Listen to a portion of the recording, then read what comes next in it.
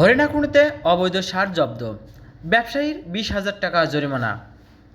ঝিনাইদহের হরিণাকুণ্ডু উপজেলার ফলসি এলাকা থেকে অবৈধ পথে সার পাচারের সময় 13 বস্তা সার সহ এক ব্যবসায়ীকে আটক করা হয়েছে।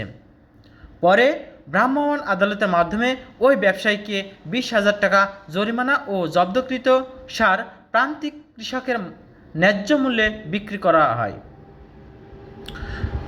সরকারি কোষাগারে অর্থ জমা দেওয়া হয়েছে। জানা যায়, সোমবার সকালে হরিণাকুণ্ডুর ফলসি এলাকা থেকে অবৈধভাবে 13 বস্তা সার অন্যত্র নিয়ে যাওয়ার সময় স্থানীয় জনতা সারসহ ব্যবসায়ী রশিদকে আটক করে। খবর পেয়ে সকাল 9:30 ঘটিকায় হরিণাকুণ্ডু উপজেলা কৃষি কর্মকর্তা শরীফ মোহাম্মদ টিটুমের নির্দেশক্রমে কৃষি সম্প্রসারণ অফিসার গোবিন্দ কুমার ঘটনাস্থলে পৌঁছায়। তিনি সার ও সার ব্যবসায়ী রশিদকে হরিণাকুণ্ডু কৃষি অফিসে নিয়ে এসে জিম্মায় রাখেন। আটককৃত ব্যবসায়ী রশিদ শৈলকুপা থানার মির্জাপুর ইউনিয়নের মাইলমারি গ্রামের খলিল এর ছেলে। পরবর্তীতে হরিণাকুণ্ডু উপজেলা নির্বাহী অফিসার ভারপ্রাপ্ত ইশিত আক্তার ব্রাহ্মণ আদালত পরিচালনা করেন।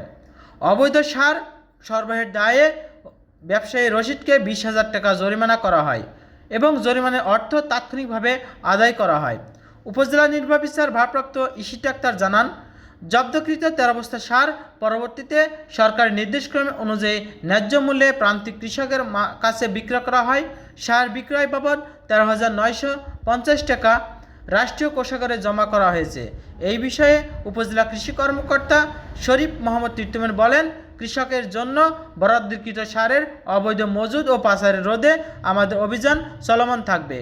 কেউ আইন ভঙ্গ করলে তার বিরুদ্ধে কঠোর আইনানুগ ব্যবস্থা গ্রহণ করা হবে।